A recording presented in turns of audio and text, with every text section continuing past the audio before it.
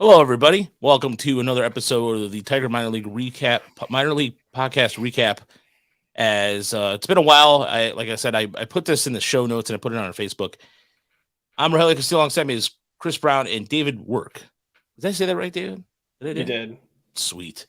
All right. Yeah, it's been pretty busy around here. We had the holidays, vacations, and what have you. You know, appendix being removed, stuff like that. It's crazy. And then plus, not to mention one of the Sundays I was working down at Comerica Park. I had to work a doubleheader, and I didn't realize. Like I told Dave, I'm like, "Oh yeah, we'll be ready for tomorrow." Then it totally dawned on me that I'll be work. I had to work one of the doubleheaders, and so apologies on that. But we're back, and before we start with this week's recap, we're going to catch up with a couple things. Our live draft show will be next Sunday at the Woodward Studios, so it'll be simultaneous. You can find it at Woodward Sports on their YouTube page, and probably the stream will be on this page as well. If not, it's just gonna be one location, but we'll have plenty of guests. We're gonna have show prep. Like right now, I'm gonna have probably about a notebook full. I mean, this is not full, obviously. This is just for tonight, but there's gonna be, in terms of when you print out, all the sheets are gonna be printed out for this draft. It's gonna be full. I just lost a listener talking about it because he was just like, well, whatever. They were like, whatever. But we'll be doing a lot of draft talk. So we're gonna have Trevor Huth from Bless You Boys, Brendan Day from Bless You Boys, Scott Bentley from Locked On Tigers. We're gonna have Justin and Pat and Willie from Guardians Insider or Guardians Prospect Report. We're gonna have James Fox. He does Future Sox. We're gonna have a bunch of people. So it's just gonna be a plethora of guests. I think I used plethora right in that sense, but our cornucopia of guests. There we go. There you go.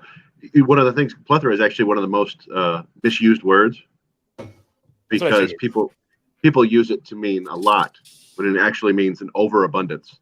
So, like, we've got a plethora of grain. It's popping out of the top of the silo because we don't have enough room for it. Tomato. Yeah, well, that's one of the. I mean, this is an argument I have all the time. Like, what's the point of language if people use it for one thing, then that's what it is, right? Like, why make up rules about words if they're being used a different way and people understand it? So people understand what you mean. That's my editor coming out like, hey, actually plethora means this. And if you spell buses with two S's, that actually means kisses. No, but you know what, Chris, you're absolutely right, though. But then technically, by definition, that is correct. We're having overabundance. Too many guests. People are going to get tossed out left and right like Jazz from Fresh Prince. Yeah, it's good. You need your time up and just go out. Yeah. To do that. No, but last year we had those guys on last year, but I wanted to redeem myself because I had some audio quality issues. But this year we're having a professional studio behind us. And so, but Greg, what's up, Chris? I wouldn't down yourself too much. I mean, you brought a whole like studio's worth of equipment out to my house and set it up and still had, a ton of people watching. So it was just, it's tough to set all that stuff up in a couple hours. So yeah, I'm looking forward to this one a lot because I don't know, it's a really interesting draft too, but we'll get to all that next week. Yeah, there's going to be a lot of draft talk coming up this week. So Greg Gania, who is the voice of the Erie SeaWolves, will be joining us some point in the next 10-15 minutes. He's just getting back from Harrisburg. We had a chance to talk to him earlier, and Greg is always a great. The last time we had him on, we talked for a while about he stayed for the whole show, which was awesome. So I did not expect that. But tonight I'm going to try to limit himself because the guy's just getting back, and I'm sure he wants to get tomorrow's his only day off. So, but we'll start with Toledo, and it's been a looking at the so again, David's been doing our show outline as he's learning how to prepare a show, and the first thing that stands out to me was the amount of the runs scored versus runs allowed.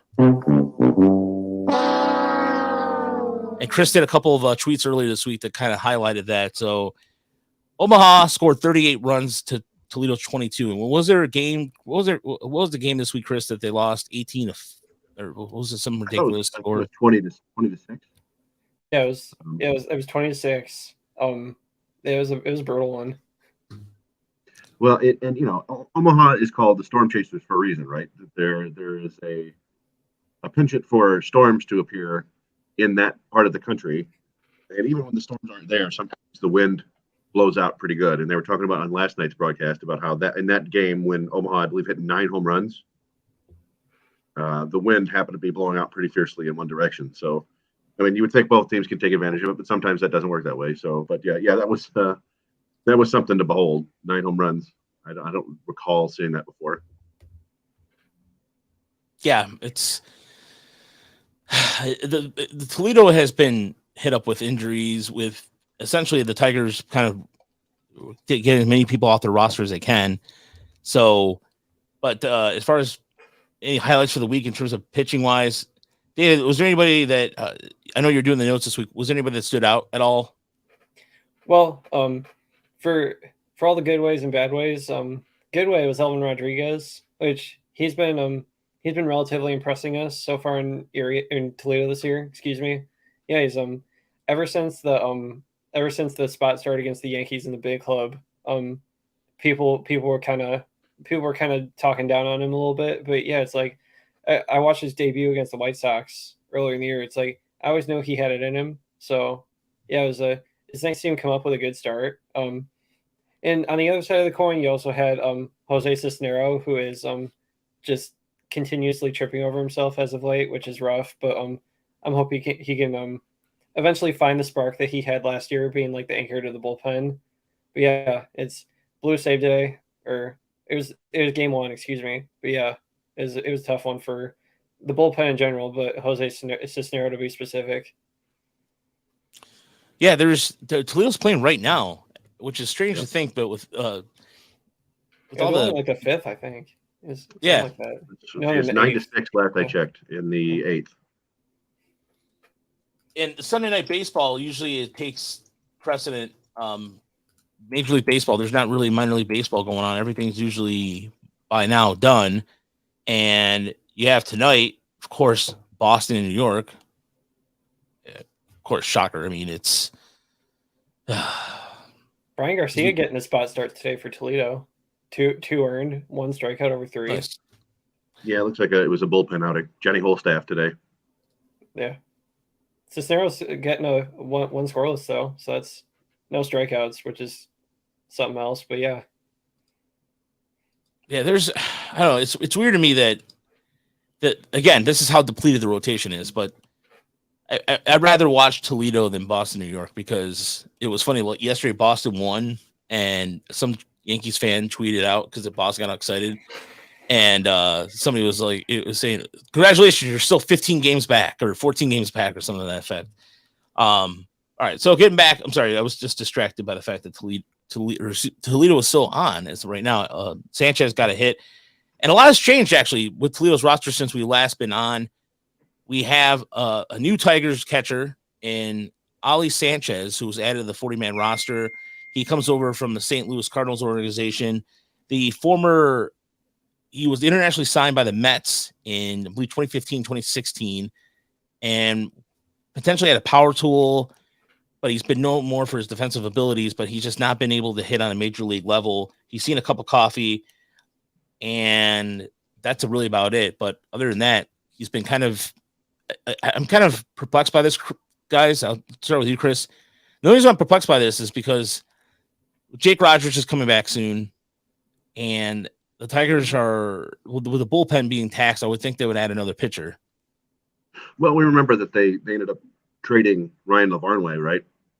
They traded Miami. Yeah, it's Miami. Miami, and that was like shortly after they added Sanchez. So I mean, catcher is just one of those positions you do not want to get caught without bodies, because you can't just be like, "Hey, Carol Castro, go catch."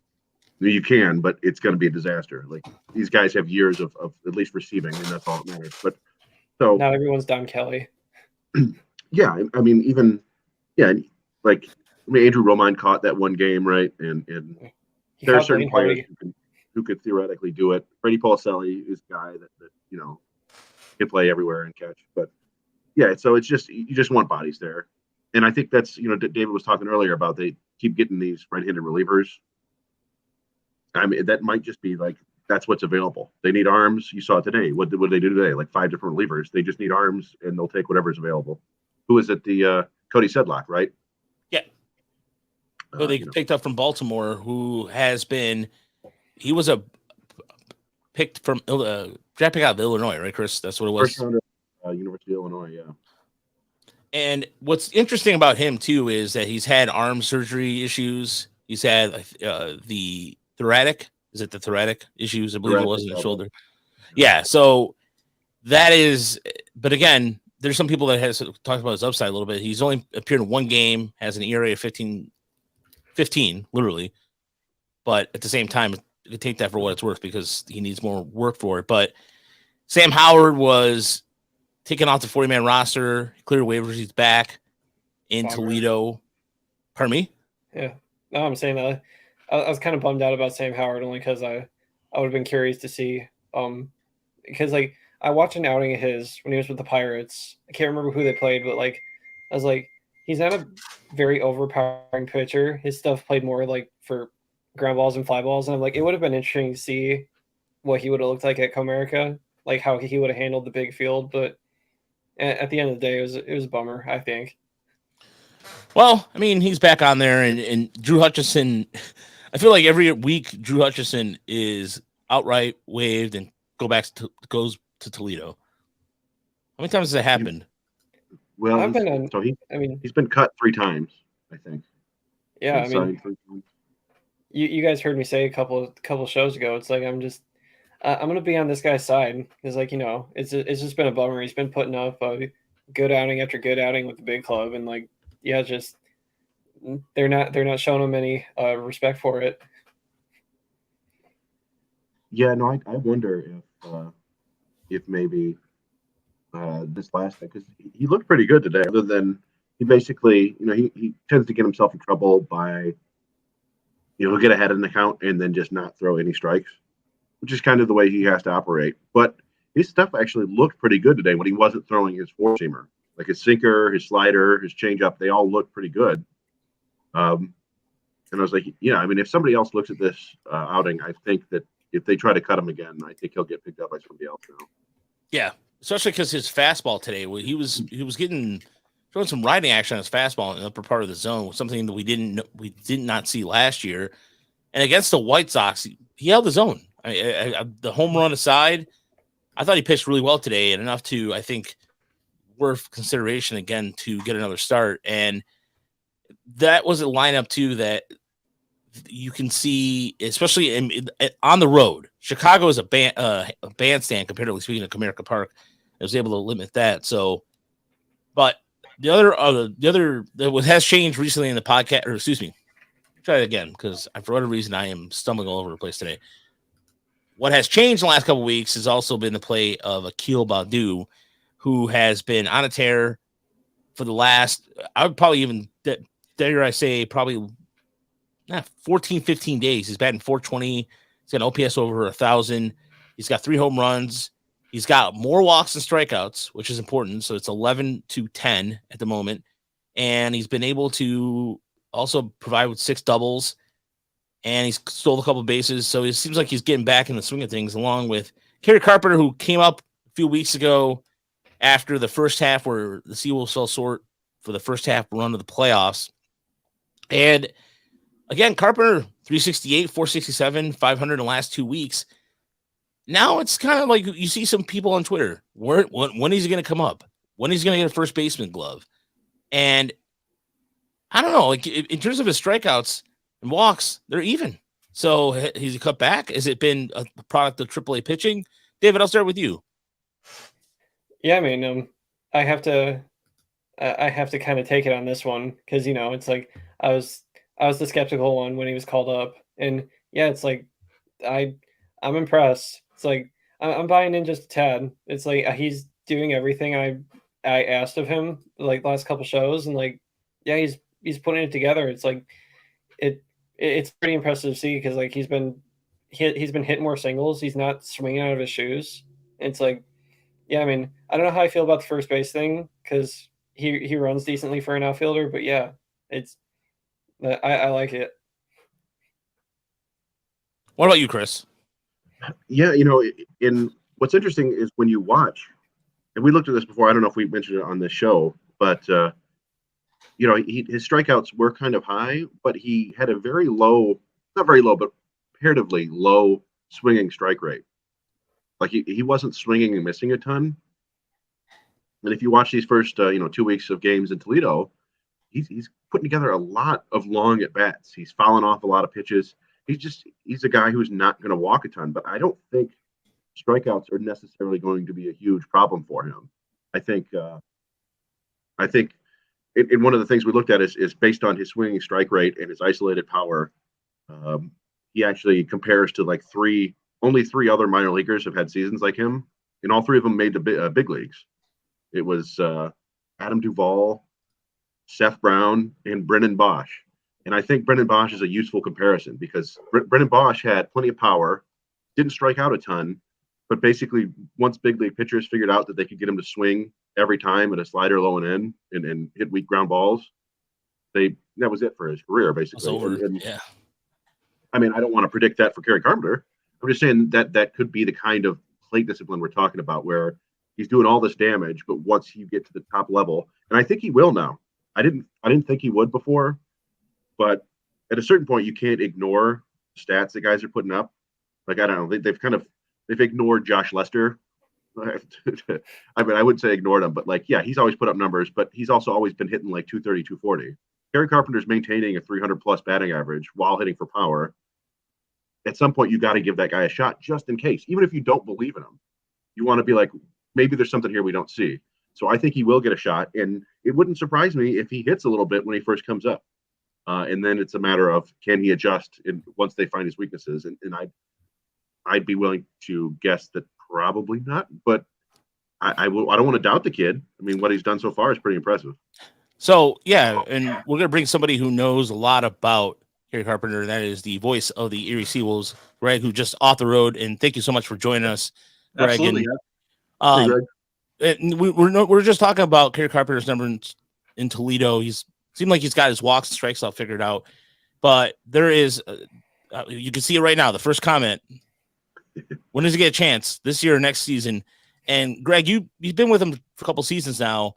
Yeah. When we talked about this before, when we were in Erie with you about this in terms of the adjustments and seeming like he's getting more loft in his swing consistently, does he get a first baseman's glove, or when do you think he gets an opportunity? When do I think he gets the opportunity? I think it really depends on what happens in the big club this year. He's not the best outfielder. I'd say he's an average outfielder, and I think he could get exposed at Comerica in a big way. But as Chris was saying, you can't ignore the bat, and that's been the big thing. And the knock on him when he was in Erie, he was putting up tremendous numbers, doubles, home runs, getting on base a ton. But the biggest issue for him was the strikeouts, and where I think he was better this year at not swinging and missing at the sliders down and away. That was the big kryptonite pitch a season ago. Now you've seen pitchers at this level really start to attack him up in the zone. And the high fastball, as most hitters, their eyes light up at that pitch. And that was the one pitch that kind of gave him some trouble this year. And he had a hard time laying off of it. So whereas in 2021, it was the down and away and all the breaking stuff that he kept chasing. Now he's getting to those pitches and he has better strike zone recognition at the bottom of the strike zone. And now it's almost like he's got to figure out that top of the strike zone for him to really elevate to that next level. But in talking with other broadcasters in the league, that was the attack mode. Once he really started to take off, it was, we got to pitch him up, everything, letters and above to try and get him to swing and miss, because if we get him down in the zone, he's going to hit it out of the ballpark. And, pitchers at this level, and I think it goes without saying, pitchers everywhere think they're going to get you out with no matter what they've got. And he exposed that quite a bit this season. So I think the jury's still out. I don't know if everybody is sold on him in Detroit right now. I know there are some people who are and probably who are not, or he'll already be up there. But look, you can't ignore the numbers. He's going to get a shot, whether it's with Detroit or with somebody else. Someone's going to give him a shot in the big leagues, and then it's up to him how it goes from there. But Brennan Bosch, that was a great analogy you brought up, where he just tore it up in the minor leagues. And then when he got to the big leagues, then, those guys are good up there and they will expose your weaknesses. And it's a matter of adjusting to the weaknesses. And I think from year over year, Carpenter did a good job of adjusting to those weaknesses. And now It'll be interesting to see if he can keep it up. I was a little surprised myself to see what he's been able to do so far in Toledo. I'm happy for him that he's done it, and he's tried to prove everybody wrong. And as you guys know, if you're not on a top 30 prospect list anymore, then it is so hard to get into the big leagues. And that's really, years ago it was just, hey, you perform, you're going to go up. Now it's, well, there's guys ahead of you. There's other prospects, and you're not in that top 30. So are we really going to put a 40-man spot on this guy? So a lot more decisions go into that weren't there in the past. And one of the things too, Greg, and we've talked about and some about the lines of, or we talked about the prospects in where they are drafted. So, for example, if somebody like in their first 5 rounds might get preference over somebody else, until the talent comes out of it. For example, Garrett Hill comes to mind, Bo Brisky. Those guys are 26, 27 round picks. So that sometimes I think people forget about, well, we spent much of this money. Let's get him a little more playing time. You're right. Yeah, you're absolutely right. If you're a top, 3, 4, 5 round pick, you're going to get every opportunity that organization can give you because they've invested so much money in you in those top 5 rounds.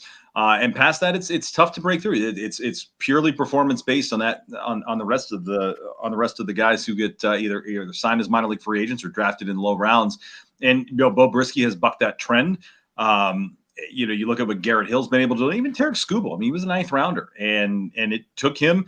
I think that when he was in Erie, the jury was still out on him. And, I kept telling everybody who would listen, this kid's going to be good. He's a potential ace of your staff in the big leagues.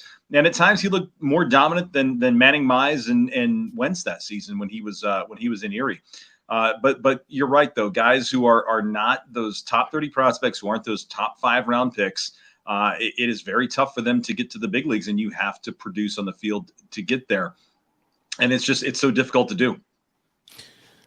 And I think the default position on guys who are picked late is people look for reasons not to believe it.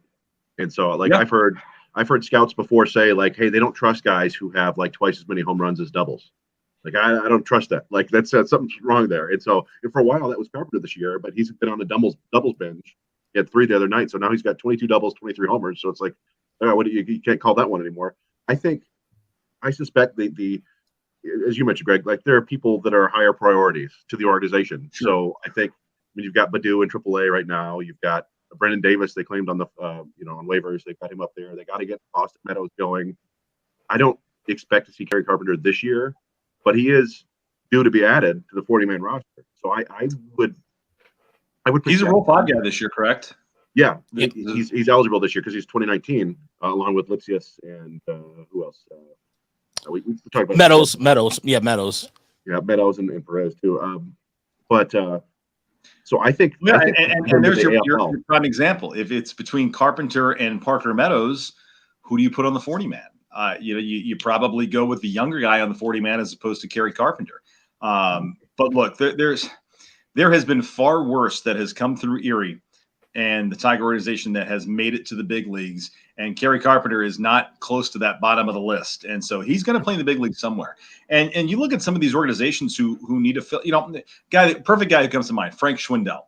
We had him a couple of years ago. And a prime example, he gets up with a couple of bad teams in the big leagues.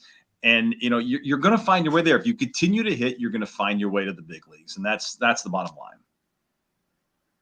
Yeah. And even for a guy like, and we'll get to Erie now. For example, somebody like Wilmer Perez, who was a top prospect, fell out of the list, now comes to Erie. He's been hitting the ball extremely well. He had a home run today. It was a 2-run shot to start the scoring for the SeaWolves, and he has looked really good. And it's been consistent. What are your thoughts about Perez so far? I know, again, defensively, stone hands. I mean, I don't know what to call that. It's not even the hands in the field. I mean, when he first got here, it was the throws. I mean, Rogelio, I think I texted you. It's like I feel like I'm watching Chuck Knobloch out there. He gets to everything, and then all of a sudden he'll throw it into the dugout. But luckily, we haven't seen that lately. And that may have been the first few game jitters in AA. He's got 6 errors right now. Not ideal. only being here for a short period of time. But his bat is keeping him in the lineup every day. And, they've hit him leadoff, they've hit him third, they've hit him fifth. And no matter where they put him in the lineup, he's hitting the baseball. And, he's another guy, the fringe prospect kind of guy. And he was on everybody's radar a couple of years ago. Performance just wasn't there. And really it's a make or break year for him. And he's a guy, as you guys mentioned, potential 40-man spot guy at the end of the season. He's another guy. What do you do with him if he continues to hit the ball? So it's going to be interesting to see. I like him. He's a good young player. He's got a good head on his shoulders, and that's that you can't teach stuff like that. And so I do think he's going to get an opportunity if he continues to hit the ball. But again, the fielding is going to be the problem for him. If he has either the stone hands or the yips when he's throwing the ball, you're never going to play in the big leagues with that. And so they've got to make sure that is cleaned up in a big way. And I think it probably helped. Tram was in town a couple of weeks ago after we had that tough road trip where he had made 4 errors in 3 games, something like that. And I think he's made 2 errors since. So whatever Tram was working on with him, it seems to have worked. And he does a masterful job with the infielders when he comes through town. But it's just going to be a consistency thing. I think it's just too small of a sample size right now. But he gives you good quality at bats every night. He's not a guy who's going to strike out a ton. He puts the bat on the ball, and he's a fun player to watch. Especially one of the things about Perez I like when his approach at the plate, he does have a pretty good walk rate. He does show good patience, and another part about Perez's game is in terms of I was thinking about this too. Could he possibly, from what you've seen, Greg, play the outfield if the Tigers asked him to? He doesn't look bad when he goes back on fly balls. I don't know if he's going to hit enough power to be in the outfield. I don't know. You got to be able to make throws if you're in the outfield. And if he's having trouble making the throw from second to first, I don't know. So we've seen a little bit of that with like Willy Castro. Willy Castro has a strong arm, but he, for whatever reason, just couldn't throw it in the area code. But he seems to figure out. And what's funny is when Willy was in the minor leagues between Akron and Erie, that wasn't the case for him at all. He looked really good. When he came through and the Tigers got him, I'm like, all right, this kid can play. And then all of a sudden the defensive stuff happened, and it's like, wait, what? This is the same guy I watched 2 years ago? And yeah, that one's a puzzler there. Yeah, but right now I think he's been playing really good in the outfield. In terms of right field, it seems like he's made a difference in handling the position well. Speaking of handling the positions well, Dylan Dingler, like that segue. Dylan Dingler and Wilmer Flores going to the MLB Futures game, the only representatives coming from the SeaWolves, who, by the way, again, Greg, you guys played a hell of a first half, and it's unfortunate you guys fell to the playoffs, or close to the playoffs, rather, but these two have been a big part of that. Flores has been pitching well, even when sometimes his stuff doesn't work. I seem to notice this, and I don't know about you guys, but it seems like when his best stuff isn't working, he's still managing to figure a way to get batters out. Yeah, and he really is. And he had one pretty bad start. I believe it was the one down in Richmond. And of course, everybody had a bad week that week. But his command at times has left him, and he gives up a lot of hard contact at times. But when he gives up the hard contact, it's not home run contact. It's been right at fielders. And so I think the defensive positioning has certainly helped him a lot. And even that one start, he took a loss in the Akron series. He was pitching pretty well that day, and it was a Wenzel Perez error that kept an inning alive, and then a 3-run home run. So he gave up 3 unearned runs that day. Look, he's got tremendous stuff. He's just so young, and he's still relatively raw too.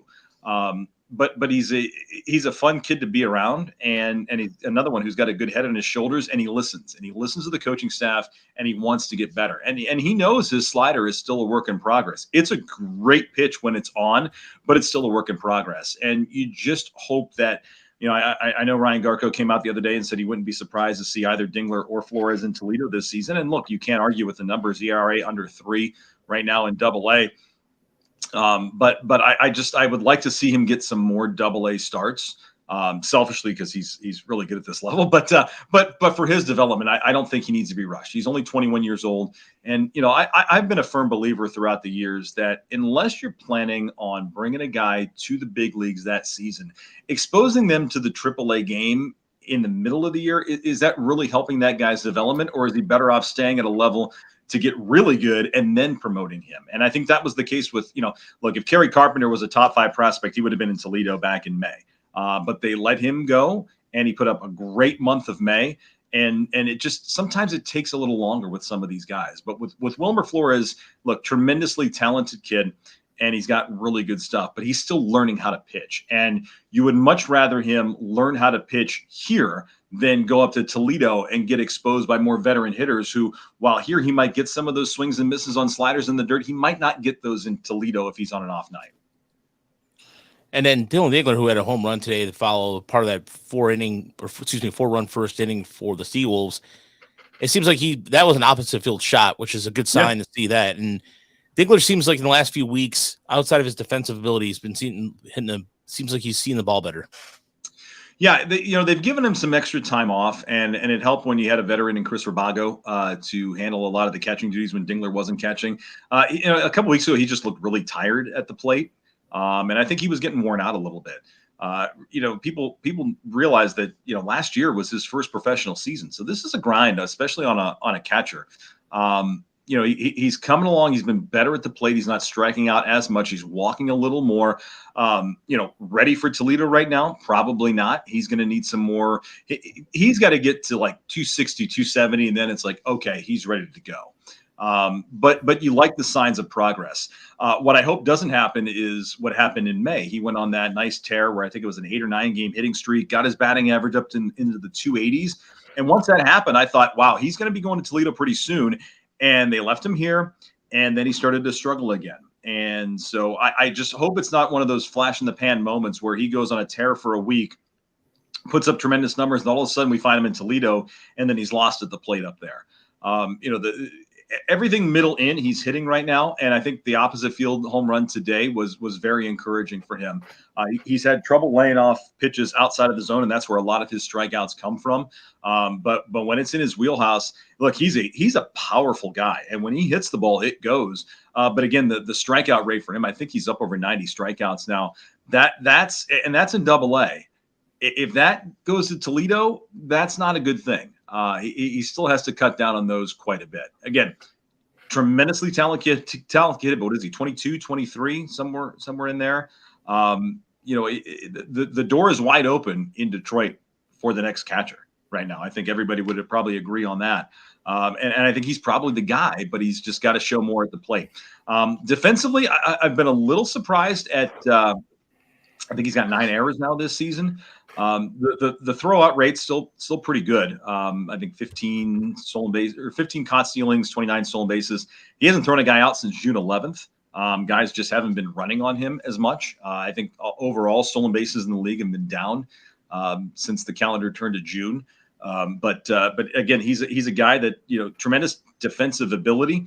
And I know they really like the fact that he catches prospect pitchers every night. And so, trying to get those guys accustomed to throwing to him, the Reese Olsons, the Austin Bergners of the world, because if everybody keeps progressing, then that's your battery in Toledo next year. And that's your potential battery in, next year or the year after in Detroit. So I think Dingler will stay here as long as there are still prospect pitchers here. And as we know, there's still a logjam in Toledo. So a lot of those guys are probably going to be here for a little while. Now, you mentioned Bergner, who only pitched 3 innings today. And I was assuming that was just kind of a prescribed short outing, but I don't know if that was a planned outing. So they've when guys have made 2 starts in a week, usually they'll pick one or the other to be the short start, depending on what we have available in the bullpen. So Bergner went 5 on Tuesday, and then it was a scheduled 3-inning start today. Wilmer Flores, he was a scheduled 4-inning start the other night. Looked really good. I mean, he could have probably gone 6 or 7, but they had to pull him after 4, and I believe his start on Tuesday is going to be another 4-inning start with him traveling to the Futures game. So we're without a starting pitcher for next Sunday, but Flores will probably only go 3 or 4 on Tuesday just to keep him fresh. It's tough when you watch these guys, and Bergner didn't have his best stuff today. He got through 3 innings. I think he gave up 4 hits, struck out a few guys. You could tell even, the prior start this week, he didn't have his best stuff, but he was gutting his way through and through 3 shutout innings. You'd like to see them turn these guys loose. But again, it's tough to argue against the philosophy right now, because I think we talked about this the last time I was on. You look at that 2019 Erie pitching staff.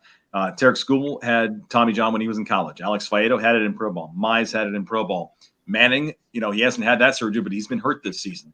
So it's tough to argue what Gabe Rebus and those guys have brought over from the Dodgers, and they've cultivated so many young arms over there over the years, of what they're doing with the Tigers minor leaguers now. I know it's frustrating for the guys because they want to go out there and pitch, but I think for a long term, and it stings because it's the first year of all these new rules on the pitchers in the organization. But hopefully, after a year or 2 of this program, then things will start to level out, and you'll be able to get these guys going deeper into ball games. But they are being abundantly cautious with every arm that is a prospect right now. And so, yeah, Bergner today was the 3-inning start. He's looked very good at times. I think he's a guy that you can find in Toledo at some point. Same with Flores. But again, when I look at a guy and say, okay, is he ready to go to Toledo? Garrett Hill was dominating when he was here this season. He had nothing left to prove in Double-A. I thought that was going to be the case with Reese Olson when he had that stretch of like 3 or 4 starts in late May, early June, where he had the 11 strikeout game, 10 strikeout game, a 9 strikeout game. I thought he was going to go up, and I think they were maybe 1 start away from doing that, and then he just kind of hit the skids as of late. So I think we'll probably see Reese around a little while longer. Yeah, we were there for one of those games, the Immaculate Inning. We were there for that one. But, that was right. Yeah, I mean, it seems like he's given up about 5 or 6 home runs in his last 3 outings. So I don't know if there's anything strange going on there. If it's just he had a great start in Altoona when we were there, and that's a pretty good offense over there in Altoona. And it was the first time all season where Reese, everything was working off of the secondary pitches instead of his fastball, and he flat out dominated because Altoona didn't know what was coming. So the game plan was very good that day. But since that time, the home run rate has gone way up. And what did you say? Is it 6 in the last 4 starts now? I think is what it is. Yeah, 6 in his last 3 starts. Yeah, he just hasn't been able to keep the ball in the ballpark, and I don't get it. And I haven't had a chance to really chat with Dan Rickaball about it. But it's just he hasn't looked himself as of late. Velocity is still there. But he's falling behind in more counts than we saw earlier in the year. And I'm not going to say he's reverting back to the Reese Olson we saw when he first came over from the trade with a lot of walks, and the strikeout numbers have gone down. But it's definitely trending in that direction. So you hope he can bounce back. He'll start, I believe, on Thursday of this week against Binghamton. Binghamton, not a great ball club at all. So I would anticipate him going out and having a pretty decent start. But again, it's alarming with the home run balls, and very similar to Alex Faedo when he was here in 2019. Had a good year, but I think he gave up like 20 some home runs that year when he was in Erie. It's a little alarming to see that right now out of Reese. But otherwise he's looked good. His breaking stuff is good. His changeup is electric, and he's starting to pitch from behind now with teams that just sit fastball. So he's got a good approach when he goes out on the mound. He's just not executing right now. Now, another reason why I wanted you on tonight was the fact that I just wrote an article about Andre Lipsy. It wasn't to talk about Tito's vodka and my dill plants that I was sending. Well, I wasn't sure how you. I know you just literally. I pictured you running out of your car, getting getting settled in for the night, and you're like, you know what? I just watched the bullpen meltdown. I'm going to get a drink real fast and. Yeah. But all jokes aside,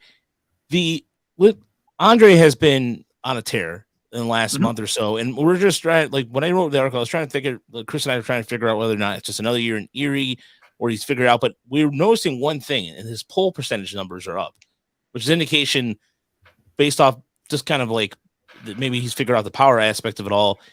But you're there. Do you see that? Do you see a difference in him whatsoever in terms of hitting the ball harder? Because it feels like he's been hitting in the last 2 weeks over 300 with 1 home run, but still it seems like there's something different. I think finally, so at the beginning of the season, he was hitting only 220, 230, but the walks kept increasing, and they kept going up. I think he's +9 in the walk to strikeout ratio right now. And I think he's finally getting pitches to hit, and he's not missing them. And that's been the big thing. He uses all fields. So I'm a little surprised to hear you say that his pull percentage has gone up, because that watching him every day, that doesn't seem like the case. But he's got such a good approach at the plate, and he forces you to throw a strike. He struck out twice today, and I even said on the air, I meant to look it up. Man, that was the first time in weeks that he had struck out twice in a single game. But he just works such good at bats, and he has such good plate awareness that he's not getting fooled when they have to come in the strike zone on him. So it's I can't point my finger to one thing. The home run he hit to win the game the other night was an opposite field shot. He also had a double to tie the game against Akron earlier in that series, the extra inning win in the first game of that series, where he went opposite field off the wall there too. So it seems like his big hits have come the opposite way. But he's really a left center to right center hitter right now. At least from what I've observed with the naked eye, and I'm sure you're going to pull up a stat that's going to prove me completely wrong. No, but but it's just like, again, is it a stark difference for 2% from last year? I mean, I just look at it from a gradual standpoint there, comparatively speaking. It could be nothing, but it was right here where I felt that whatever the cases were, 2 to 3%. It wasn't like a huge. Yeah. But okay, when you said it, I thought it'd jump up like 10%, and then no. Boy, am I drinking on the air these days? What am I missing? No, I think when we talked about Raj, we said we said that's one of the oldest scouting adages in the book, right? With that the last thing that comes is power, and a lot of that comes from guys learning when they can turn on a pitch to drive it. But we saw when we were there watching BP, Lipsius was consistently driving the ball to the right center field gap, and I actually think he hit a couple opposite field home runs. He does have power to all fields. I just feel like he might be learning when to pull on it better, or pull the ball better. I think in general he's like Greg was saying, he's getting pitches to hit, and he's not missing them. I had a great point to make, and I don't even know what it is right now. Yeah, that is great. No, I mean, with Lipsius, you're right. I think the power is starting to come, but he's just an on-base machine right now, and he's every time you talk to a scout, every time you talk to anybody in the know, it seems like he's another guy who just can't get the recognition that he deserves for what he's doing on the field. He made a nice play today. And again, kind of looked like a robot doing it at times, but he was playing back at third base. He had to range in on a ball barehanded, made a good strong throw to first. It was just a quick runner up the line on a slow chopper, and he made a nice play. I mean, he makes plays in the field.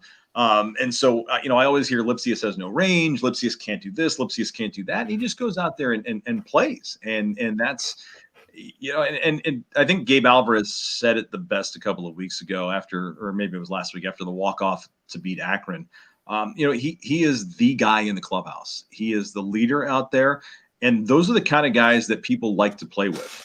And he has fun on the field. I mean, you watch him, he'll get on base and he's just joking around and having a good time. But when it comes down to business, I know the point I wanted to make now. So one of the things that I talked about with you guys last time I was on, we were talking about Kerry Carpenter, and you had asked me what one of the biggest adjustments he had made this year. And it's been that opposite field strategy that John Murrian has really hammered on these guys all season long. Because if you can hit it to the opposite field, you're going to be able to pull the ball. But, last year with Carpenter, he was so pull heavy at all times that, even when they instituted the shifting or the lack of shifting, I mean, they were butting guys right up against second base just to try and take hits away from him. And I think the same can be said with Lipsius. John's approach of getting these guys to use all the fields has really helped the pull side power. You look at this ball club right now, and really the only true pull hitter on this team is probably Quincy Naporti. Other than that, these guys, they make a conscious effort to use all fields. And that's been refreshing because we've had so many teams in the past where it's been overload to the right, overload to the left, and just take it away. And that's not been the case with this year's club. So I think what John's been able to do with these hitters to kind of maybe open their eyes a little bit And one of the best things you can have happen as a hitting coach is when you're preaching things constantly to hitters, and one guy starts to figure it out, then other guys are like, oh, okay, this guy knows what he's talking about. And so then they start trying to go to the opposite way and use all fields and take that center to left approach for the lefties and the opposite for the righties. So I think John's impact on these guys has been huge this season, and he works with them tirelessly in the cage every day.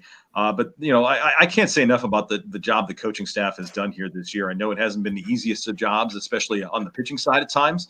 But they've done a tremendous job with these guys on making adjustments. Since the day I saw him, Andre, in West Michigan, I've always thought that, based off some of the scouting reports about his feet, I mean, does he move a little slow out there? But I've always felt that he would be a good utility player at a major league level because of his arm, because his ability to play third and short. And I've seen him make some really good plays on the left side of the infield. And so to see the bat coming together on that side is very a positive, because this is a guy who got called up really early last year. And we talked about that before. And it took him a minute, but I thought since day one when he got called up, regardless of how his bat was, I thought defensively he looked like he belonged to Erie day one. He's not a defensive liability. I mean, he's got 10 errors, but the 10 errors, it's funny because he doesn't make bad. I guess when he makes an error, you're like, what was that? Because that's a play he makes 9 times out of 10. And on the fantastic plays, he gets the balls, he makes the great plays, but it's those ones where you're just sitting there and you scratch your head and you're like, wait a minute now. I know he can make that play, and he makes it 9 times out of 10, but what the heck happened right there? So I don't know. I mean, defensively, he's been fine. Look, he's a guy that, and I agree with you, he could be a utility guy in the big leagues. He still needs some more seasoning, but he could be a utility guy in the big leagues for sure. All right, and one last question, Greg, before we get you out of here. In terms of what's coming up promotion-wise for the SeaWolves, I know that there's a Spencer Torkelson binder giveaway. What else is going on this week for fans to come and check out? Oh, we got Torkelson on Tuesday. We've got Wednesday is Erie Pinatas night. $2 Thursday on Thursday. Friday is fireworks. Saturday is winter cap giveaway. Will be the Snow Wolves on Saturday night. So that's always a fun one. And then just your average Sunday day game on Sunday. And then we have a break. We have 4 days off, which will be nice. And by the way, we did get a question in our chat there. Yeah, what do we got? Is that an organizational philosophy? Use the whole field when shifts will be limited to eliminated? Because on the major league level, shifts will be eliminated next year. Or, yeah. I think it's just an approach that it's going to get these guys to hit the ball more, quite frankly. I don't know if it's necessarily an organizational philosophy. I think any hitting coach wants you to hit to all fields. And if you can do that, you make yourself a more valuable player. That'll be interesting in the big leagues when they do get rid of the shifts. And that is happening, correct? Next year? Yep, that's correct. Okay. So, I think it's going to open up a lot of holes for a lot of guys. And, it'll be interesting to see if guys become more pull heavy and not go to the opposite field as much. But again, if you can hit to all fields in the minor leagues, then that's going to just elevate your status going up to the next level. So that's a good question. It's going to be real interesting to see. And unfortunately, I don't get to watch enough of the Tigers, but I know AJ Hinch is a pretty big shift guy. So that'll be interesting to see how the Tigers approach that defensively next year. Yeah, especially because, depending on what's going to happen on the left side, we know Baez is going to be there, but I don't know. It's just this weird thing about third base right now, and Candelario's struggling, so who knows what's going to happen in the next few weeks. But it will be good to see, Greg, that you get some time off between the All-Star break coming up. So, 4 days off. What the hell are you going to do? Actually going to be in Michigan. Oh, nice. Yeah, my wife's family, they have a place, I believe it's Glen Arbor. So be camping out up there not really camping. They have a really nice condo, so we'll be toughing it out in northern Michigan for a few days. So it'll be nice. Nice to get away. It's always good to get a break. And unfortunately, Jimmy Buffett's schedule has not aligned with mine at all this season, so it's just going to be couple of relaxing days on the water, smoke some cigars, and have a good time. But it'll be a welcome break for sure. Awesome. So you find Greg's work, of course. go to the voice of the Erie SeaWolves. You know where to find them. I don't have to tell you that, but we always appreciate you taking the time, and we're going to probably be out there hopefully by the end of the month for the Reading series.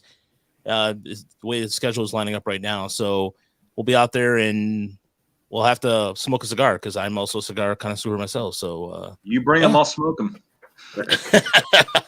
Thanks, Greg. We appreciate it, man. All right. Thanks, guys. Thanks for having me on. I really appreciate the work you guys do. Appreciate it. Thanks, Greg. All right. See ya. All right. That was Greg there. And Greg Gania, great insight as always. And always like to get that kind of philosophy of what's going on with the coaches and everything. And to hear that kind of stuff is fantastic because, quite frankly, David, you can attest to this too. Hearing an organizational philosophy, just hearing that, right? Right. Hearing one good enough,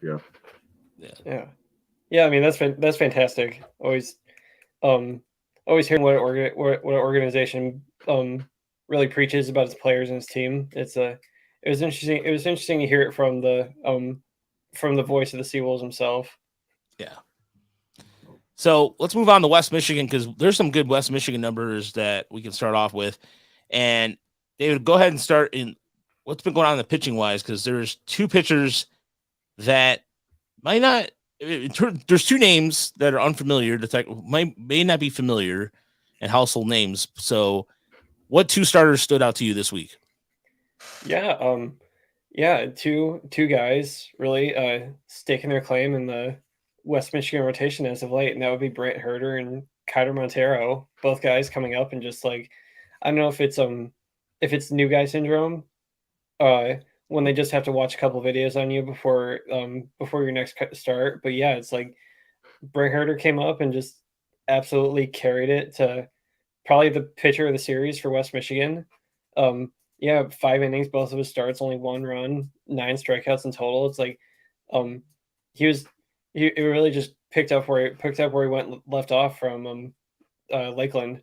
Yeah, it was just nice to see because we were talking about whether or not some of these Lakeland guys should get the jump up, and it was just a matter of who are you going to swap out for him. But yeah, it's really nice to see just having the confidence to take the reins and just building off of what you were doing this time with some steadier and higher competition. And I just I uploaded Brant Herter's start from today. It's up on the website right now, or the YouTube channel right now, so you can see. He's just he's an advanced college pitcher, and the most impressive thing about Herter to me is that his best pitch is his slider, and it basically eliminates right-handed hitters. Like normally you think of a breaking ball, eliminating same side, but he just buries it back foot just about every time, or he can also backdoor it.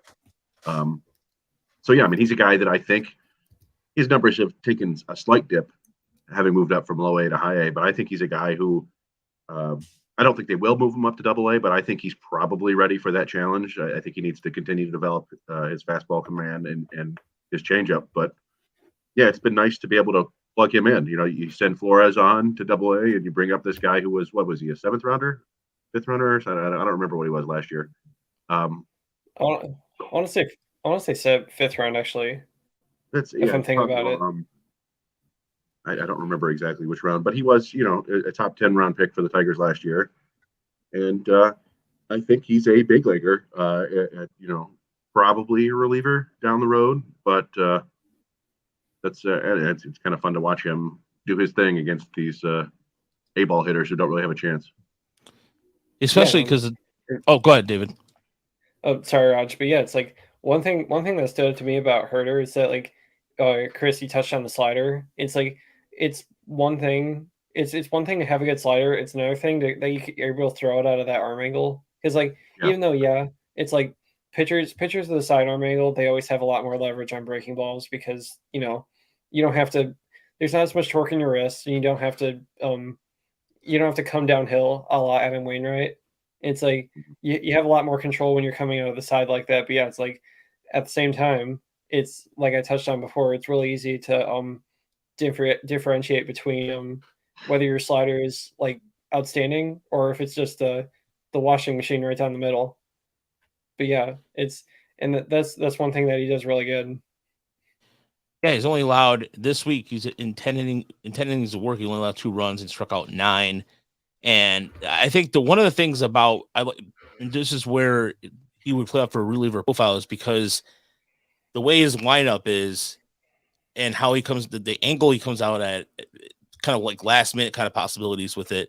They add some deception. I think after he'd be a good 2 or 3 inning reliever tops, but in the day, not because essentially you don't have situational lefties, but for the Tigers to get kind of luck on that. By the way, he is a 7th round pick out of Georgia Tech.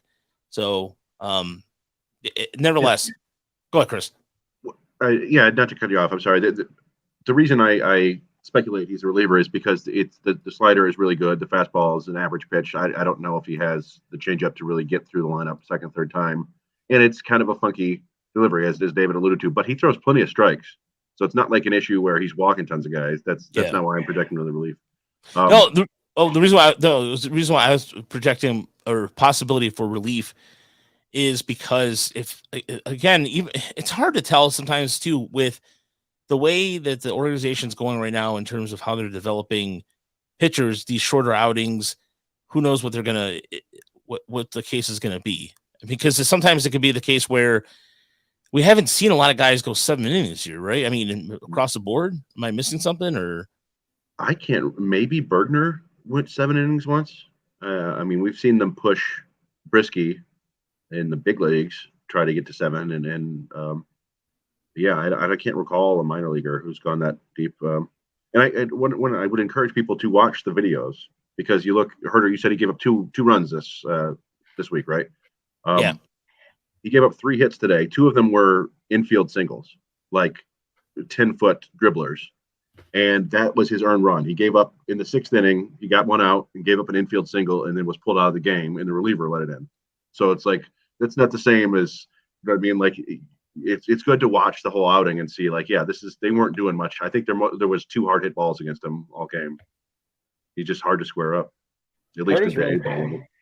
Really sorry to interrupt you, Chris. One thing I want to say is Herder does a really good job at hiding the ball as well.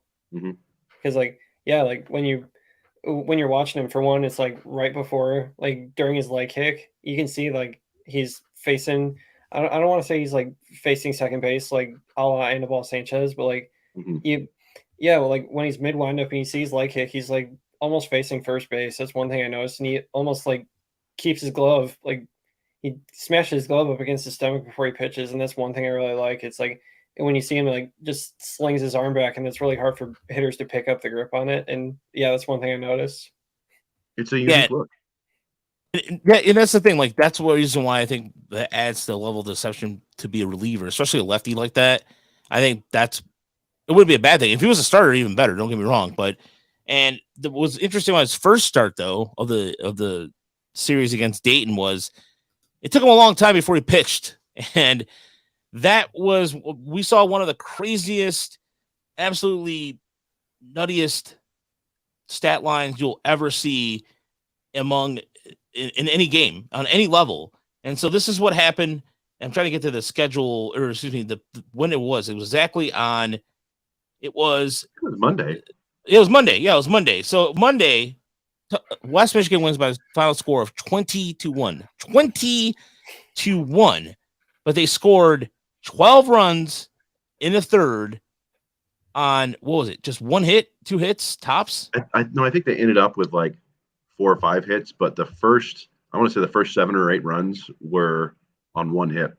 And I did it. I went like play by play. I tweeted out and I missed a walk at the beginning, but it was like 8 walks, 5 hits, something like that. Yeah, and there were hit by pitches. It was the damnedest inning I've ever seen. It must have taken 45 minutes. There were 2 different pitching changes. And to the point where he was warming up in the bullpen, wasn't he? He was throwing the bullpen. I was surprised they sent him back out. I was too. But David, did you get a chance to check that game out at all? Yeah, I mean, I did. I certainly did my homework on it. I didn't get a chance to watch it. Unfortunately, I was working. But yeah, it's like I was looking at the box score, and I saw the tweet you guys put out about it, and like, yeah, the one thing that stood out is no home runs. It's like usually in all those big scoring games in the blowouts, you see like 2 home run games or just launching the ball out of the park. But yeah, it's like this is the definition of small ball can win ball games sometimes. Is you don't got to hit the ball 400 feet, and that's the one thing I liked about it. Yeah, it was just I just imagine him being on the bench going, all right, when am I going to come in? It was crazy. And amount of offense for West Michigan that day. Brian Packer finished 3 for 6 on the day. Austin Murr 2 for 2. Well, 2 for 2. 2 for 2 with 4 walks, I think, right? 4 walks. Yeah, 4 walks. Yeah, that's why it took me a pause for a moment. And then Trey Cruz has been hitting the ball a little better as late. Went 3 for 5. He had a pair of walks as well. And yeah, that was an insane game. That was a very insane game. And overall, in terms of the offensive bats down in West Michigan for the week, what stood out was also Josh Crouch, Chris's favorite prospect. See, I didn't say prospect crush this time, Chris. 2 for 3 in game 6. Go ahead. No, you call him like prospect crush. I he's a personal cheese ball is what they would say at like Baseball America. It's just a guy that I'm kind of curious to see how things go for him.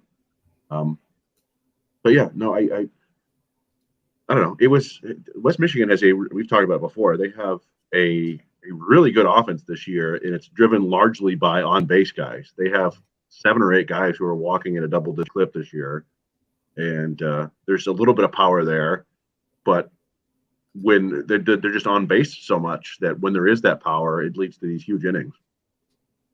Yeah, and Dayton was really good. I mean, one of the best teams in the first half of the season, and they've had a couple guys call up to Double-A. They've lost, so I think it's they've not lost the same team. 6 hitters, I think they said, and like 2 or 3 pitchers. Yeah, I mean, they were a tough team. They have Ellie De La Cruz, who is like a top 50 prospect in baseball. He's the guy. He homered.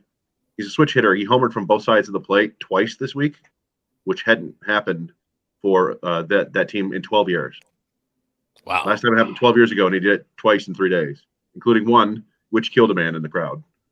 Fortunately, not actually dead, but once you find out that he didn't die, it's one of the funnier clips you'll see. Did you see that clip, David? I did not.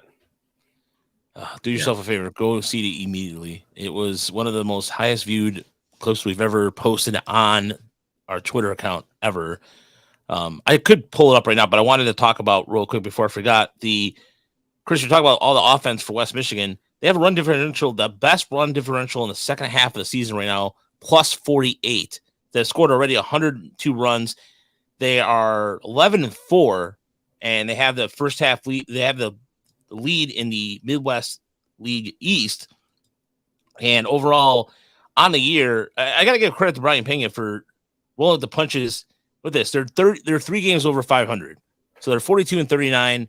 And this was a team, I felt like a month ago, Chris, it was 5 or 6 games or even more. They were just sitting in the water. And now they look like a completely different team. And they now have a plus differential they have the second best run differential at plus 65 for the whole entire season so far. It's a quality team. I mean, they lost Wilmer Flores pretty quickly, but the pitching has stepped up. David wanted to mention Kyler Montero. He's a guy with a great arm, and we went and saw him. He was their opening day starter this year, and he was out after 1 1/3 innings or whatever. He got hit by a pitch on the foot. But he was also their opening day starter last year. They really believe in his arm.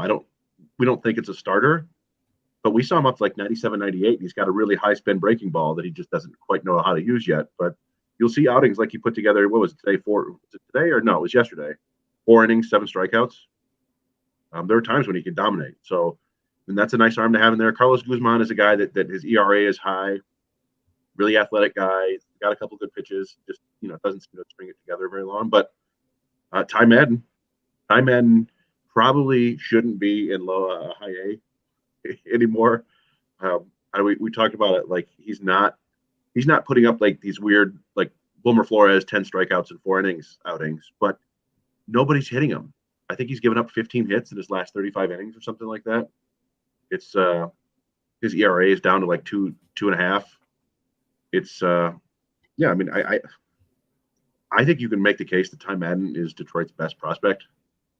That doesn't necessarily mean that he's going to be like a front of the rotation starter. I just think when you look at, you can kind of nitpick every pitcher in the system, I think. And he's the one that looks the most, to me, like a traditional mid-rotation starter in terms of stuff, operation, body, all that stuff. But we don't need to get into that now. We'll have a prospect ranking discussion, I think, probably after the draft. Yes, definitely. We're going to have David on participate in that. And the other thing that came out that was kind of relatively hush-hush was a discovery by you, Chris, that Dylan Smith on the IL. Dylan. Yeah, it occurred to me today. I'm like, he hasn't pitched in a while, and he was getting beat up for the better part of a month. And before that, he was kind of like Madden the first 6-8 weeks of the year, where wasn't dominating, but nobody was hitting him. He was, putting up 4 or 5 innings, like 2 hits, 4 strikeouts every outing. And then he just started getting hit around. And yeah, they kind of quietly put him on the IL. I don't know. Like, there are 2 different kinds of quiet injury list placements. There's the one where, hey, it's just something minor. It's no big deal. And there's the one where, like, oh no, don't tell anybody. But yeah. So I don't know. I don't want to speculate too much on that. I'd have to go back and look at his last start, which I haven't done. I should probably do that just to see if the velocity was down or anything like that. I don't think it was. So it may just be like, hey, he had something sore, something bothering him that was leading to these rough outings. So, but yeah, I mean, that's a bummer because that's their 3rd round pick from last year. Really good arm. Yeah, I mean, it could. Another thing is, one thing I'd want to look for is if it could be mechanics as well. Is like, there's one big thing that really leads to injuries with pitchers is mechanics. It's like, not talking about, it could be like a coaching change in mechanics, but also like if, like, for instance, if you tweak something in like your maybe a hammy or like something that's like really relatively building off your mechanics, like they're off by that much because of an injury, like a small injury, and it could like ultimately build something bigger, and that could have been something that happened with Smith. Yeah, it's the kinetic chain, right? All parts of the same movement, and one broken link can mess things up at the end. So yeah, that's a good point. All right, we'll wait and see. Hopefully, it's nothing serious. I mean, pitchers get hurt. It happens. So hopefully, it's nothing serious. But if it is something serious, he's still relatively young, got a good arm, very athletic. I'm not too worried. Yeah, I'm not either. And again, we'll probably hear more as the week goes on or before the All-Star break, which is next week. We'll try to head out there to West Michigan to find out. We'll get to the bottom of this. Well, I think we're out there Friday or Saturday. We're going out there. I think we're pretty sure. It's been a while. So we had it's been a while. Yeah, I swear to God, it's been a while. Yeah, we're going out. Yeah, we have to hit the road again. We haven't in a while, and now I'm fully recovered and all that jazz. It's time to hit the road again. It's well overdue. And also because, again, the big club doing some interesting things, winning 6 in a row before today and had a chance to win the series against the Sox. But I digress. Lakeland is up next, and Lakeland is going to be, is always one of these things when we do these recaps, people ask about the record and what have you. We kind of have to look at that and go, it's more about the prospects side of things. And as far as Christian Santana and Lazaro Benitez, who just came back from the IL a few weeks ago, good to see him back on the lineup. I forgot to mention this. Down in West Michigan, by the way, he got a call up, and it was Chacon.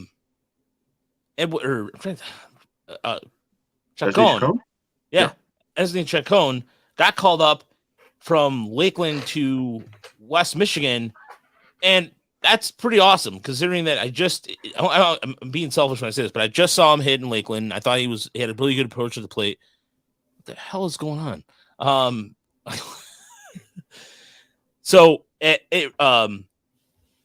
all right, throw me off there. So anyway, I'm looking away now. So Chacon, since he's been called up to West Michigan, he's hit 353, and he's showing kind of like he's known for his speed. He's had 2 triples. Walk wise, he's got 4 walks to 5 strikeouts, but kind of a lean kid. I'm not sure what his profile is. I can't wait to see him this week and see what he's all about. So, but yeah, if you get a chance to watch him play, David, he's he's got dog issues. Okay, so Chris will be right back in a minute. So yeah, I'm mixed over that. But Lakeland wise, I don't know, David. It just seemed like that run differential. Ooh. Yeah, a little bit. Yeah, it's a struggle. It's like, I know you said you mentioned before the show that Lakeland is like about the prospects, it's about developing and coaching.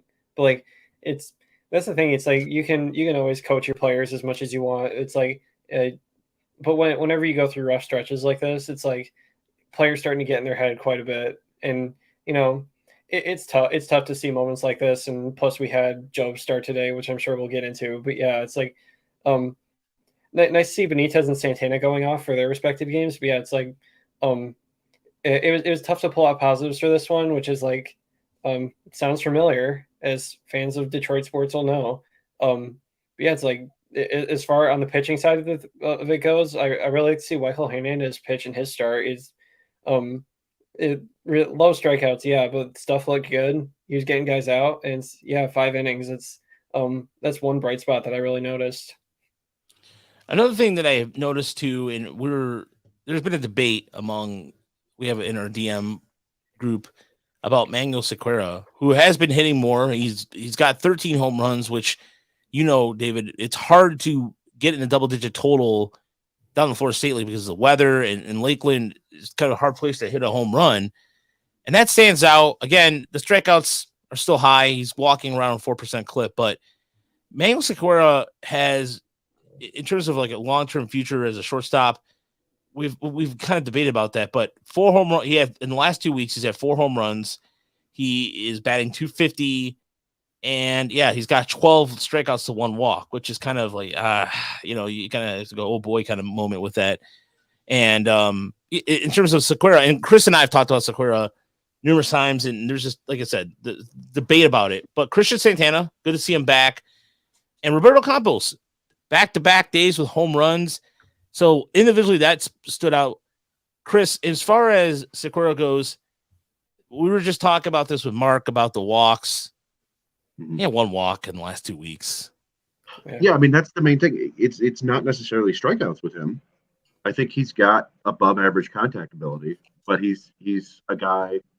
He's kind of been the disease of the Tiger system for the last 15 years, and even to the point where, like, the guys they targeted in trades, like think Dawel Lugo. Dawel Lugo could make contact with just about anything, and he knew it, and that was the problem, because pitchers would just give him something that he couldn't hit hard. And so I think Secura is a guy who can hit just about anything, and he swings very hard, and when he gets something that he can do damage on, he's really strong. But a guy like that is at higher levels. He's walking at like a 3.5, 4% clip, and that's the main issue. Like strikeouts like 22, 23%, which is totally manageable. But if you're walking that low at this level, once you get to higher levels, pitchers realize that they don't need to throw you strikes. They won't. And then the damage goes away, and all you have are the swings and misses. On his side, he's 19. I think we tweeted out that he's got the most home runs by a Tigers teenager since Wilkin Ramirez in 2005. So we're talking about Wilkin Ramirez he made it to the big leagues, but he wasn't much of a player. But still, it's noteworthy when somebody that young is hitting for that much power. It comes with these other issues. Yeah, and the other, speaking of hitting for power too, Edward Valencia had 3 home runs in the last 2 weeks. That stands out. He's batting .276. He's got OPS just under 1,000. And again, the Tigers, look, as far as catching goes, if you can get another catcher in the system, at least going to high A at some point. Valencia, I thought, again, as a receiver, I thought he did a pretty good job of handling the staff when I saw him down there, but that's a positive sign. Again, even when you talk about Alfonso, who's back at West Michigan, they have another guy right behind there. I know Mark's a big fan of him. I know a couple other people are a fan of him, so that was a positive.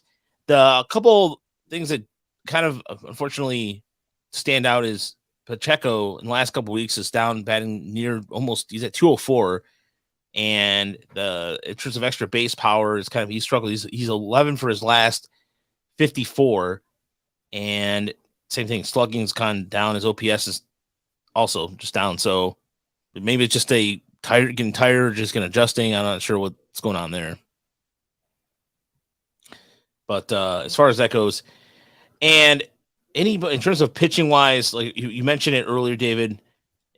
Anybody else beyond that? Was there Carlos Pena got lit up the last a couple starts? He's at an ERA of 7.36 over his last 3 starts, which is, I don't know, the staff just seemed like they've been rated again, and outside of that, I can't think of anybody else that stands out. Yeah, no, and that's the problem with I don't know, a franchise pitching depth that is in desperate need of a reboot. Not like a rebuild, but like everybody needs to just take a rest a little bit, because like, you know, when it's hard for a team to in my opinion to like to reset, especially as a minor league team, when all of a sudden you see that like you're like, uh-oh, it's like there's a problem with the big clubs, so like a lot of the depth is moving around. And I think that's one thing we saw with Lakeland. It's like we saw some guys move up because guys over there moved up, and so on and so forth. But yeah, it's like that's one thing I noticed. And before we moved on to pitching, I had a note about Secura I wanted to share, and that was Raji mentioned that he's pretty good hitting the ball a little bit, but like once he gets into one, he can hit it hard. But in my opinion, the one thing he needs to do is like once he fills out his frame and he starts putting on a little bit more weight, I feel like he can hit for a little bit more power, because like this is a note I took a while ago, so I can't remember the exact number, but I think he's a really lanky guy, and he doesn't weigh a whole lot too. So in my opinion, for Secura, once he fills out his frame, I feel like the hit tool will develop a little better. Definitely. It also, I mean, I don't know, you know, a lot of times these guys are still going by their listed weight from when they were signed, when they were 16 or whatever. And so like everybody is 5'11" and 150 pounds, and you see them in real life, and it's like, no, that is 190. Like, I remember for years, I think it was Sandy Baez was listed at like 6'2" and 175 pounds. And you know, I went to watch him in West Michigan, and he was like 6'7" and 250 pounds. I was like, what is going on here? Why is this? So I don't know. I haven't seen Secura in person, so I don't know how big he is. I don't know if he's still lanky like that or not. But yeah, it's certainly, you know, he's 19. He's not done growing. Even, you know, most of us were done growing in terms of height at 19. There's still a lot more filling out to be done, for sure. Yeah. So, go ahead. Yeah, I was gonna say, if we're moving on to pitching now, Raj, my question for you is, what was wrong with Jackson Jobe this week? Depending on the fans,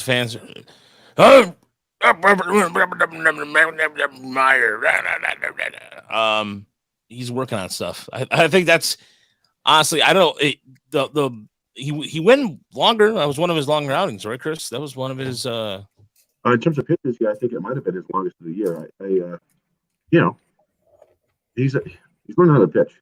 I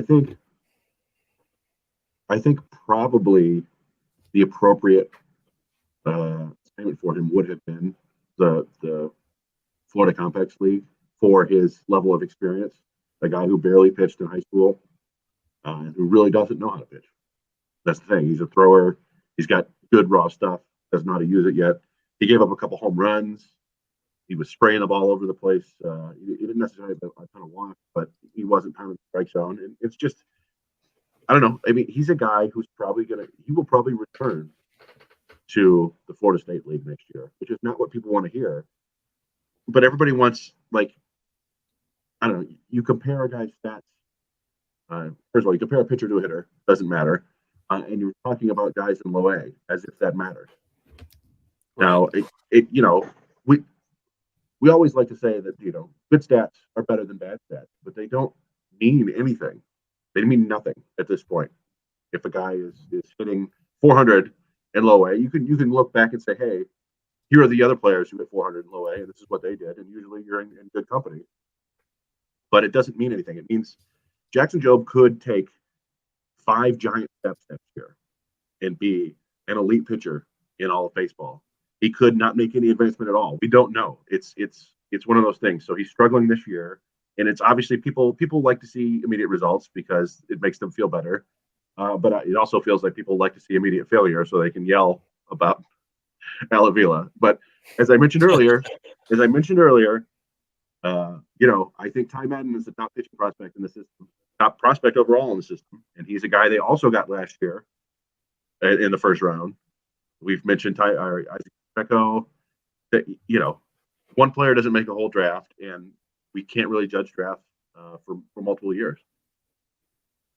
Yeah, and there's even on the international side too that it's going to take a while. And speaking of that leads into complex ball / Dominican ball. Chris, I know you had some updates on that. There was some strange things going on in the Dominican League where the game was canceled. We talked about this on Thursday a little bit, but complex ball, is there anything that stood out?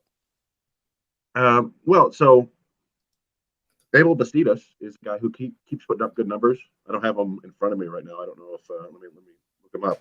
But he is. We've mentioned him before. He was the other guy, the other shortstop they signed in addition to Kristen Santana, and he's quietly putting together a really nice season there in the complex league. So he's hitting 309 with a 15% walk rate and a 185 isolated power. So he's hitting for power, playing shortstop as a switch hitter. He's the guy who his frame is better than Kristen Santana's. He's 6'2", I don't know what again, listed at 165. He's probably 185, 190 now. I don't know. I haven't seen him. But Santana's more of a 6-footer potential second baseman. I think Bastidas could be a guy who sticks at shortstop. So to see him producing right now, and again, it's complex league, stats don't matter. But on the whole, I'll take better production than bad production. So he's a guy that I've been keeping an eye on down there. And, it's always tough. There's so many players that we don't really know much about down there in the complex leagues. You just kind of have to base things on what they do over the course of the season. And so I'll see, certain games from guys. Like I think Raylen Castillo is still pitching pretty well. I don't know what his stats say overall, but you just kind of let it play out. But yeah, the down in the Dominican, the DSL Tigers 2 didn't play for like 10 days. And we were speculating that maybe that's a COVID thing. But what is odd about that is they're not really a different team than the DSL Tigers 1. They have rosters, but players get moved back and forth all the time. And the DSL Tigers 1 didn't play the other day. So they sent some players over to DSL 2.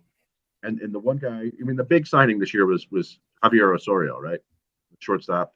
And he's doing okay. He's not producing the way that Santana did last year, but we're like 20 games in there. But there's a kid named Raylen Perez, who I just want people to remember his name because he's off to a really good start there in the Dominican. Right now, he is hitting 341 with 5 doubles, 2 triples, 2 home runs, 12 walks, and 14 strikeouts through 16 games. 16 games. Not bad. Yeah. But yeah, it's you can look through and that's the best. He has to keep it up, obviously, but that would be, if the season were over today, it would be the best season by a qualified kid in the Dominican system or Tigers prospect in the Dominican Summer League since 2006. And he's a switch hitting shortstop. He's 17 years old. He's like 6 months older than Osorio, so maybe there's a little bit more experience there. But he wasn't one of the big money signings. But that, we've seen many, many times where that doesn't matter. Like a lot of guys who weren't signed for a ton end up blowing up. It just happens. It's hard to know what a 14-year-old is going to look like at 17, 18. Like I said, Raylen Perez, just a guy to remember. It's just based on stats right now, but switch hitting shortstop, putting up numbers. We'll see. We'll see if he comes stateside next year. Yeah, a lot of those guys don't come stateside for another. It's not like a thing where if they're doing really well this year, they're going to come up to Lakeland relatively quickly, unless it's. I don't know, Chris. That doesn't happen very often, does it? Well, not in the same season. Like, I don't think they bump them up now. It happens to some teams do that. We're like, hey, this dude is way too advanced for this level. I wouldn't predict that for this kid by any means. But if you are putting up numbers and crucially walking basically as much as he strikes out there, that's a sign that like he's ready. Barring any off the field issues, which is of course a consideration for guys. These are teenagers in the Dominican. They might not speak any English, might not know how to order food, all that stuff. There's things to deal with there. But based on his stats, I would expect him to come to the complex league next year And if he keeps hitting like this, he might even go to low A the way that Christian Santana did, because the level of advancement there would indicate that that's a possibility. But again, 16 games. He could just be on a heater for the ages. Either way, that's a positive sign. Was there anything else, gentlemen, before we get out of here that you guys want to highlight, David? Is there anything that you wanted to end the show with? I don't know. Hope the Tigers have a good homestand going into the All-Star break. I know it wasn't beautiful today, but that's what I'm hoping for, and that Lakeland has a good comeback series. Detroit will really team. Bradenton's really stacked in terms of like for among the teams that they've been facing down there. The Tigers, by the way, have a doubleheader. The kickoff tomorrow this is another doubleheader, which is why it's just somebody's complaining about the bullpen earlier. Willie Hernandez and Aurelio Lopez pitched 100 innings in 1984. Different game, folks. Guys were not throwing 97 out of their hands then. They were also relievers were throwing 100 innings like it was a normal thing until probably the early 90s, I would say. I don't have just a research guess off or just guessing off the top of my head. Well, another thing is like or I'm sorry to cut you off, but one of my thoughts is like back in the day, you got to remember it's a bullpen used to be the home for failed starters essentially. So like back then, you always had a lot of guys that can go deep into games, but now it's like bullpen. And I'm not saying go deep into games like deep, but like you could stretch a bullpen guy out a lot more than you can now. It's like nowadays your bullpen pitcher is bred for the bullpen. It's like you throw one inning, maybe two, and then like that's your outing right there. No, you're absolutely right, and it does change. Even for example, Dan Eckersley was a prime example of a former starter who became a great. I mean, when he went to the bullpen, became a Hall of Famer, and that's when the perception of the bullpen changed. And yeah, so tomorrow it will be Michael Padilla in game 1, which is at 2:10, and for the second game, it'll be Alex Fado against Daniel Lynch. And the Tigers will in terms of the rest of the schedule this week looks, they're in Kansas City until Wednesday, I believe, and then Thursday start a 4-game series with the Guardians on the road. So it does not get, they play 4 games against the Royals in 3 days, and then they have a 4-game series to end this before they head to the All-Star break. So then, for whatever reason, they have a makeup game on the 21st at Oakland, a doubleheader. Like, that's a big kick to the dick. Seriously, like, what the hell's wrong with you? Well, that was from the late season, right? Wasn't that from? Yeah, that was from the CBA stuff. Yeah. Series? So they don't even get much of a break. They don't. And the Tigers, right out of the way, the bullpen's been overtaxed a little bit. They could have used all the days off. But either way, we go to Minnesota. Yeah. Yeah. We go to Oakland, Minnesota. Oakland, at home, and then they have the Padres at home, which that's gonna be kind of cool. I'm not gonna lie, because not often we get a really good NL West team out here to watch in person. So for myself, David, and Chris Brown, I'm Rogelio Castillo. We'll see you next week, by the way, if you want to, for the regular Woodward Tigers podcast on Thursday. And next Sunday is our draft extravaganza. So be ready for names and all sorts of data coming at you. And there's going to be a couple articles coming out this week on the Tiger Minor Report website. So check out the one I did on Andre Lisfius. And there's going to be something coming out on Wilmer Flores some point in the next couple of days or so. We'll see you next time. Have a good week, everybody.